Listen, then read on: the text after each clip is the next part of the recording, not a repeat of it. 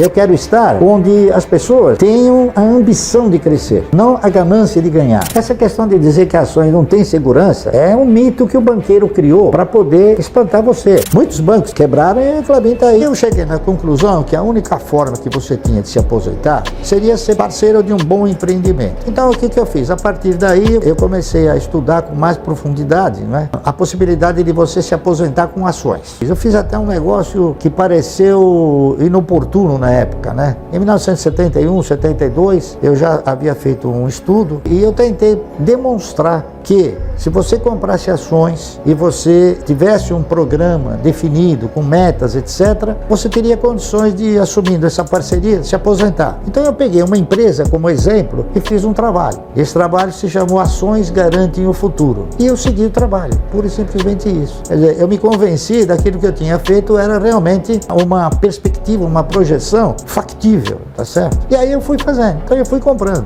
Eu fui comprando ações e na razão direta que as ações deixavam de ter a sua função, que era de ter o quê? De ter um dividendo mais inteligente ou um dividendo que pudesse me proporcionar uma renda mensal, assim, eu diria, confortável, né? Eu fui trocando. O primeiro movimento que nós fizemos foi comprar ações de uma empresa chamada Centrais Elétricas de São Paulo. Ela se chamava Centrais Elétricas de São Paulo, CESP. Aí quando ela mudou para a Companhia Energética de São Paulo, que o Paulo Maluf criou a Paulipetro e foi obrigado a mudar o nome da CESP, porque a CESP era só energia proveniente de hidroenergia, né? E aí ele ia explorar outra operação, que seria a exploração de petróleo, né? Aí foi quando a CESP deu um pulo, que eu imaginei que aquilo lá era uma coisa, era uma fantasia, tá entendendo? Aí eu peguei e troquei as ações da CESP por outra. Na época eu troquei por ações de um banco de investimentos chamado BRI, Banco Real de Investimentos, que era o que sucedia a CESP em termos de dividendos. Então eu fui comprando o BRI com o dividendo que eu fui recebendo do BRI, aí eu fui comprando também bancos, fui comprando ações de bancos, né? Bancos que pagavam ótimos dividendos. Então eu comprava ações e todos eles muito abaixo do seu valor de patrimônio, inclusive bancos que pagavam dividendo mínimo, prioritário e obrigatório, que era o caso do Banco Bandeirantes, é isso? Aí eu comecei a comprar ações do Banco Bandeirantes, comecei a comprar ações do Banco Noroeste e fui comprando e o patrimônio foi crescendo. No meio disso tiveram algumas investidas, né, que acabaram produzindo capital que foi aumentando essa posição acionária, né? Tudo começou assim. Quando eu recomendo a pessoa fazer uma carteira de previdência, a primeira coisa que eu digo para a pessoa é o seguinte: você tem que incorporar o espírito do investimento e o sentido da parceria, tá entendendo? Você tem que sentimentalizar que você não está comprando ações pelo simples fato de comprar. Você está comprando ações de um projeto que possa ser bem sucedido, tá correto? E eu passei a fazer isso. Eu passei a examinar projetos, principalmente de empresas que tivessem duas características, né? Que o setor fosse um setor perene e que ele produzisse sustentabilidade. Quando você define o que você vai fazer, e na minha opinião todos deveriam definir isso, né? Porque não adianta você comprar ações de uma construtora que não tem essa perenidade, nem tem essa sustentabilidade, e outras empresas também. Então, você vai onde tem o quê? A perenidade, a perspectiva da perenidade e a sustentabilidade. Então, as ações que eu tenho são ações que possuem essa característica. Simplesmente isso, tá entendendo? É por isso que eu não tenho milhões de ações, eu tenho uma quantidade reduzida de ações.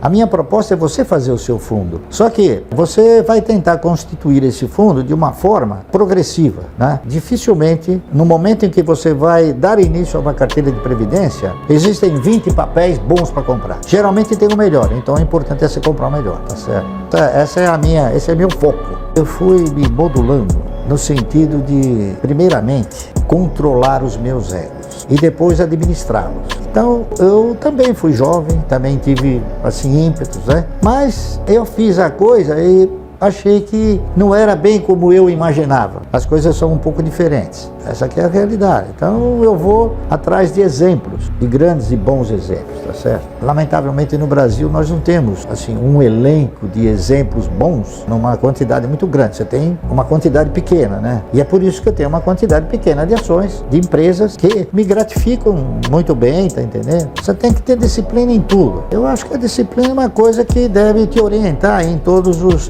todos os seus movimentos, não é isso? Senão você acaba desgovernando a sua trajetória, não é isso? A disciplina que eu tenho em relação às ações é ter consolidado o fato, né, de que parceria em ações é a forma mais assim conveniente de você formar uma renda mensal progressiva, tá certo? E se você não tiver a disciplina e a paciência, são dois fatores que eu reputo de fundamental importância para o indivíduo. Então, em tudo você tem que ter o quê? Disciplina. Você tem que ter disciplina na alimentação, disciplina no vestir, enfim, disciplina em tudo. Eu procuro ser uma pessoa disciplinada em tudo, tá entendendo? Essa que é a realidade. E tenho paciência. Por exemplo, eu sei que a cada 3 meses eu vou ter um recurso, ou a cada 1 mês eu vou ter um recurso. Então, eu espero. Eu sei que ele vai acontecer. Eu não tenho aquela ansiedade, tá entendendo? A postura das ações acabou me enriquecendo sobre 2 fatores. O primeiro é exatamente sobre a questão da paciência. Você ter paciência. Você sabe que vai acontecer, então não adianta você querer antecipar esse acontecimento. E a outra questão é de você respeitar as regras de onde você está atuando, entendeu? Então eu peguei o seguinte, eu peguei exemplos, né? Todos nós deveríamos pegar exemplo. Por exemplo, eu peguei exemplo de pessoas que começaram numa pequena empresa e cresceram vertiginosamente. Se eles cresceram, por que eu não vou crescer com eles? Eu pensei assim, então eu faço isso. Se eles cresceram, eu tenho chance de crescer com eles. Então, eu quero estar onde as pessoas tenham a ambição de crescer, tá certo? Não a ganância de ganhar, a ambição de crescer. Há uma disciplina nisso, né? Essa que é a realidade. E outra, é você ter o quê? Você ter a condição de não extrapolar dentro dessa disciplina e dentro desse controle de egos, né? Você não extrapolar, você não sair fora do teu eu, daquilo que você... Né? Eu venho, por exemplo, de uma origem humilde, né? Então eu nunca quis, assim, coisas megalomaníacas, tá entendendo? Nunca pretendi, achei que nunca poderia ter. Agora que eu posso ter, eu chego e acho que não tem necessidade, tá entendendo? Essa que é a verdade. Então eu comecei a ter uma forma de pensamento seguinte, que o cara que tem, por exemplo, um carro de 450 mil dólares ou 450 mil reais, é um patrocinador, ele patrocina aquela empresa que está vendendo uma grife. Porque, na verdade, todos os carros andam, todos os carros têm porta, tem direção, tem roda, tem ar-condicionado, tem rádio, né? Tem elétrico, só que um custa 500 mil reais e o outro custa 30 mil. Eu acho que o controle desses egos é mais no sentido de você não querer demonstrar que você está andando numa coisa que você talvez nem goste, talvez você nem tenha podido comprar, e se comprou, foi só para agradar quem você não gosta, tá entendendo? Eu acho que você tem que programar a sua existência, né? Você tem que programar a sua existência de forma tal que você mantenha um certo poder, não é isso? Para você ter a condição de se manter bem. Então o que eu fiz foi isso, eu falei, bom, o que eu preciso para me manter e viver bem? O que é viver bem? Viver bem é fazer tudo o que você gostaria de fazer, tá certo? Sem você olhar para a questão de falar, não, isso aqui eu vou fazer e vou jogar fora, entendeu? Então eu procuro fazer dentro de uma lógica, dentro de uma racionalidade e dentro de uma competência, entendeu? Então, por exemplo, quando eu tiver que comprar alguma coisa, eu vou falar, bom, mas eu preciso disso. Se a resposta for, precisa, ótimo. Mas eu posso? Pode. Então aí eu compro, tá entendendo? Então eu coloco esses egos, eu misturo numa panelinha esses egos aí e faço essas perguntas para mim mesmo. E uma outra coisa que eu gostaria de falar também, que eu acho importante falar isso que eu vou falar. Em 1989, após a eleição do Collor, né, nós tivemos um contingenciamento, um encurralamento da moeda, né? O Collor fez o seguinte, ele trocou o padrão monetário de cruzado para cruzeiro. E o que ele fez? Ele falou, bom, todos os lugares onde tiver um saldo em cruzados serão encurralados. Muito bem. Então, quem tinha dinheiro na poupança, quem tinha letra de câmbio, quem tinha obrigações do Tesouro, na época era o ORTN, né? Quem tinha letra do Tesouro, enfim, todos foram contingenciados, menos as ações. Se você tivesse ações, no dia em que ele mudou o padrão monetário, se você tivesse vendido um dia antes, você ia receber em cruzado. Se você vendesse no dia seguinte, você já receberia em cruzeiro. Afetou todos, menos as ações. Então, essa questão de dizer que ações não têm segurança é um mito que o banqueiro criou para poder espantar você. Por quê? Porque se você não tem cultura, você vai ser simplesmente e facilmente ludibriado.